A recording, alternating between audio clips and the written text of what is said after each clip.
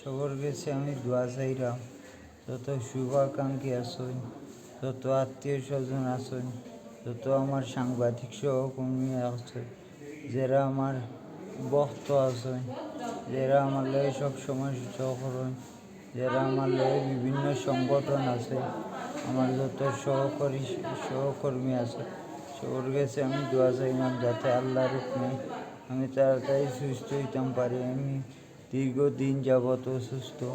সবাই আমার দেয় দোয়া, আশীর্বাদ এবং আমার দেয় সবসময় আমার প্রতি জোর রাখবা আপনারা, যাতে আমি তাড়াতাড়ি সুস্থ হইতাম পারি।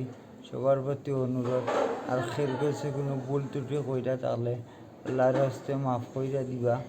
মন থেকে সবে সপ্তাহ ছাড়ি দিবা এবং আল্লাহর কাছে দোয়া করবা, প্রভুর কাছে প্রার্থনা করবা।